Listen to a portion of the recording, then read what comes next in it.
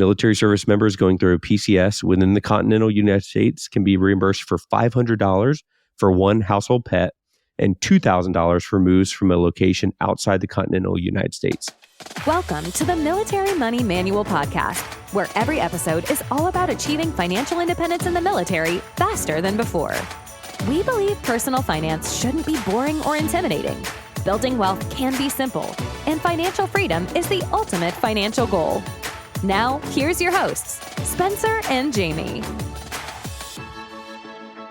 Hello, everyone. Welcome back to another episode of the Military Money Manual podcast. I'm Spencer, here with my co-host, Jamie. Today on the podcast, we're talking about pet travel expense reimbursement for PCS. Before we get started, just want to say it's good to be back. This is, I think, our first episode we're recording in 2024. We've got over 110 episodes. That's crazy, Jamie, on the podcast now. And yeah, we have no intentions of slowing down. We might miss a few weeks here and there because we're both busy people. And we just wrapped up a pretty awesome trip together to New Zealand, which maybe we'll talk about kind of the travel hacks and way that we use credit cards to reduce the cost of what could have been a very expensive trip and turned out to just be an expensive trip. But we're also coming up on almost 175,000 downloads. Soon, in a couple months, we'll be over 200,000 downloads on the podcast, which is incredible too. Lots of people listening, sharing with their friends, and it's motivating to see so many people responding positively to what we're putting out there. Yeah, that's awesome. So pet travel expenses. Jamie, I've been off active duty for almost 2 years now, enjoying the veteran lifestyle, growing out the beard. Beard is looking good. Thank you. You know, watching the news and thinking, oh, well, that sucks for those still on active duty, but I don't have to worry about it too much. Here we go again. Back to the sandbox. What's going on with the pet travel reimbursement? This sounds like a really nice change that the DoD brought about.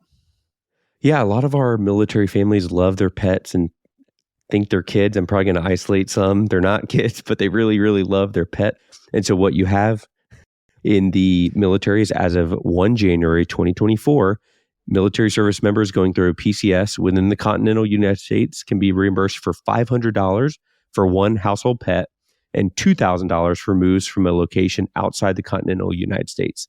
And this is to cover the costs related to the transportation of the pet. We'll talk more specifics about what it means and what kind of expenses are eligible in a second. But this is for one pet, one per household, except in a couple situations, and it's either a cat or a dog. So no like iguanas or exotic birds or betta fish, anything like that, just cats and dogs. But $550 or $2,000 for OCONUS is a big win for our military families. I've heard horror stories, of people waiting to get onto the Patriot Express and they only have like 3 spots for a dog and they won't PCS it without, someone to pick it up on the other side. And so they have to like wait for another rotator, or they just have to go to Delta and pay out of pocket. And that's brutal. I mean, they don't want to move to Japan. I mean, maybe they do want to move to Japan, but they're being forced to move to Japan due to government orders. It's crazy to me that it took until 2024 to bring about some kind of policy where military families can get at least some of the costs reimbursed of moving the furry members of their families overseas or within the CONUS. Yeah, and it's not cheap because you might have quarantine fees, you have shots or mandatory microchipping. Those are some of the expenses that are going to be covered. So mandatory microchipping, boarding fees, hotel service charges, licensing fees at the new primary duty station, and pet shipping fees. And then also, if it's an OCONUS move, to or between OCONUS moves, it can also include quarantine fees and testing the titer level. Is that how you say that? Titer level for your antibodies for entry. So those are some of the examples of what kind of expenses that you can file along with your PCS travel voucher after you've arrived at your new location. Sounds like midichlorian levels from Star Wars. So as a service member, what kind of documentation are you need to provide? You're probably going to want to keep receipts, right? Every branch is probably going to come up with their own form to submit. Is that how it's going to work? Yeah, what I've seen so far is every branch has responded to the policy. It's kind of like the NDA can set like, yes, you can do pets, and then each branch has to establish how they're going to do it. From what I did a little bit of research, and it looks like every branch is doing this now. If you see something otherwise, please shoot us a note, but definitely keep your receipts. They need to be itemized. They need to indicate that it's just for one pet, so you can't sneak like 2 dogs onto one receipt. It needs to indicate the name of the pet if possible, especially for a specialized care that the pet receives, such as a vaccination. And if the pet is flying as cargo because it exceeds the weight limit to travel via the government or government procured transportation, the receipt has to include the weight of the pet as well. If a member self-procures a ticket at a location serviced by the Patriot Express, they also have to get a non-availability letter for the Patriot Express and appropriate remarks on their order. So it can be a little bit of admin burden here for sure. Otherwise, the transportation portion of the reimbursement will be limited to the cost of shipping the pet via the Patriot Express, which I can almost guarantee is not going to actually cover the expense of what it will actually be to move your pet. What about mill-to-mill couples? Let's say we got a cat and a dog, husband and wife going to Germany. How many pets are they going to be allowed there? If a mill-to-mill couple is traveling on separate PCS orders, then they're both authorized their one pet. So in this case, you would get 2 household pets. Again, limited to either a cat or a dog, one of each, 2 cats, 2 dogs, whatever combination you have, but 1 per PCS orders. If it's mill-to-mill, then you could get 2 for the household in that unique case. So what about if you're doing a CONUS PCS and the hotel, charges $50 a night or something as an additional pet fee? Would that be reimbursable? From what I read, yes. I think that would classify as a hotel service charge. So if it's an itemized expense for a pet fee, then it looks like that would be reimbursed from everything I'm reading. If it's just a pet-friendly room, I think that one might be challenging because it wouldn't be an itemized charge as much. So you can maybe talk to the hotel and ask them to break it out into an itemized charge, or maybe even a remark about like pet fee included in the room rate, $50, and try. But the more itemized it can be, specifically to an expense for the pet, the better off you're going to have. Each finance office is going to treat something like that a little differently. So try to make it as easy for them to approve your money as you can. Yeah, that's a great tip whenever dealing with finance is just put yourself in their shoes and like however you can make the process easy, like whatever helps that airman or soldier or Marine to click the approve button and pay you your money. Think how to make their job easy and give them good receipts and make sure everything's legible and like spell it. One thing I always did when I filed my PCS vouchers is I would attach a letter, like a little memorandum.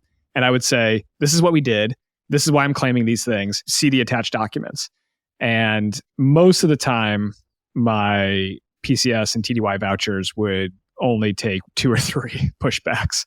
Another thing we've talked about on the show before, Jamie, and something that I did a lot when I was active duty and combined with credit card travel hacking, points and miles, I think is an awesome opportunity. But you can do circuitous travel when you're going from OCONUS to OCONUS or CONUS OCONUS or OCONUS to CONUS. I would imagine that if you're traveling with a pet, most people are probably just going to go direct point A to point B. But if they wanted to add circuitous travel to it, can they do that and still get the pet reimbursement? Yeah, absolutely. And we have probably the best resource out there with circuitous travel in past episode and the blog post on the militarymoneymanual.com on that article. But you can do it with circuitous travel.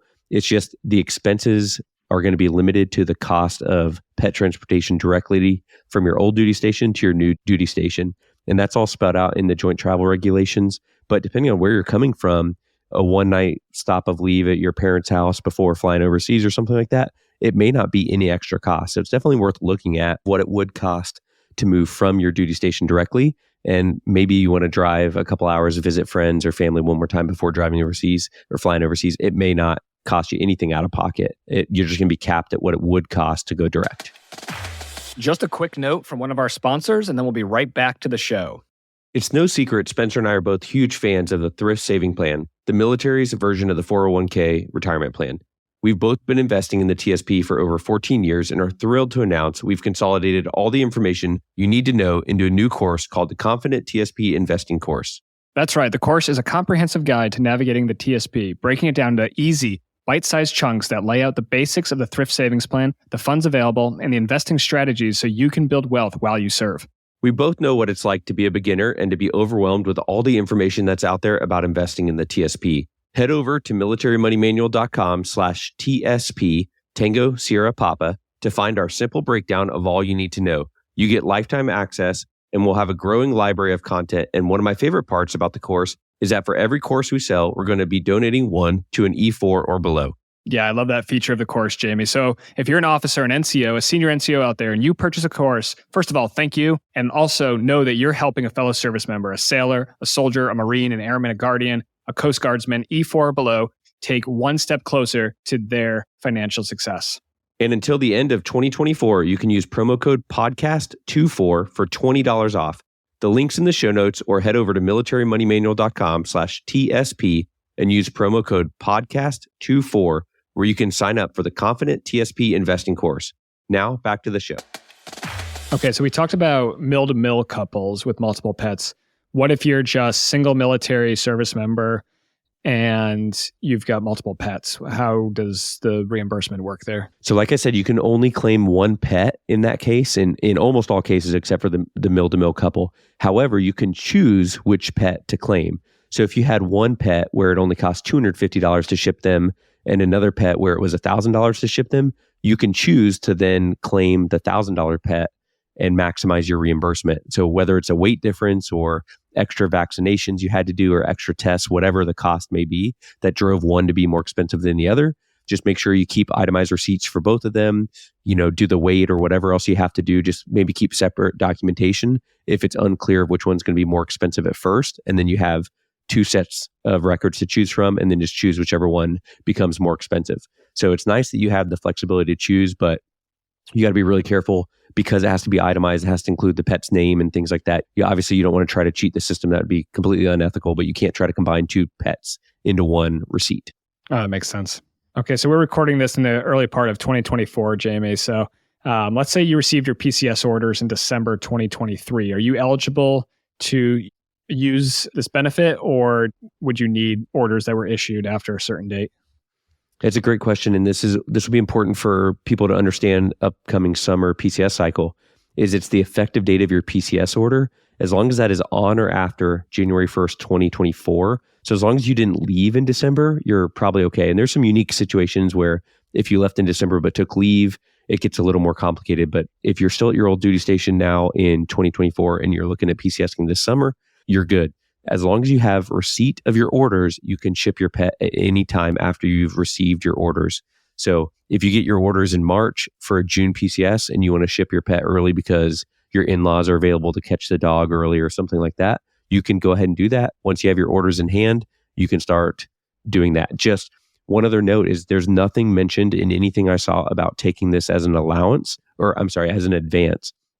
So you will have to have the upfront cost out of savings. And we've talked before about recommending having $5,000 or $10,000 at least, depending on where you're going, saved up for a PCS, because you will have to put this out of pocket expense for several months until the finance reimbursement comes in. There's no upfront advance with the pet transportation costs at this time. That's a good point. You don't want to get yourself into credit card debt. You don't want to dig that hole any deeper. So it's tough in the military. Like because you're getting reimbursed for things on the backside, you've got to have a lot of cash. And especially early in your career, that's not easy to build.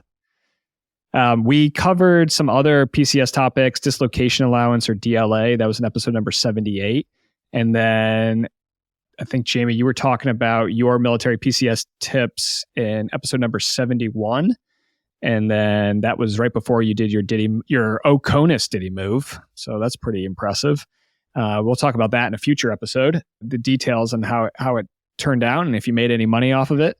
And then in episode number 29, we covered LICWO TDY, so that's leave in conjunction with official travel, and circuitous travel, which is what you can do. There's a benefit that you can take when you're PCSing overseas back to the States, or from the States back to overseas, or overseas to overseas location. So, Jamie, anything else you want to mention about pet travel expense reimbursement for PCS before we wrap it up? I think we hit it all. I just want to say, I know a lot of people are planning to PCS this summer, and it can be a stressful time.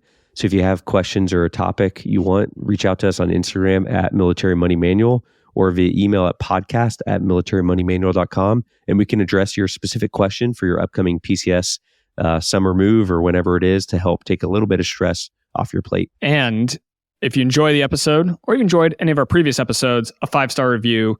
We love it. We read them. Apple, you're falling behind. I think there's only like 87 5-star reviews on Apple right now. Whereas on Spotify, we're hitting 223 today. That's awesome. I'd love to see that get to 1,000 one day. How many more years of this do we have to do, Jamie, before we get to 1,000 Spotify reviews? Which is funny because usually iPhone users are so like uppity about, I don't know if all of our iPhone users are just on Spotify or what, but if you have an iPhone and you make fun of your friends for having a green bubble, like go ahead and give us some love on Apple Podcasts. How's that? That's a good trade. Maybe, yeah. You know what? We should do like a little like Spotify versus Apple, and then I don't know what the prize is. But I have an iPhone and I use Spotify more than Apple Podcasts, so I don't know. Yeah, you heard it here first, folks. Apple Podcasts, not as good as Spotify. Jamie. Okay, we'll catch you in the next episode. Thanks so much for tuning in to this episode of the Military Money Manual podcast. If you're enjoying the show, please feel free to rate, subscribe, and leave a review wherever you listen to your podcasts. This helps others find the show, and we really appreciate it. Thanks again for tuning in, and we'll catch you in the next episode. The views and opinions presented here are those of the speakers and do not necessarily represent the views of the DoD or its components. Reference to any commercial products or services does not constitute DoD endorsement of those products or services.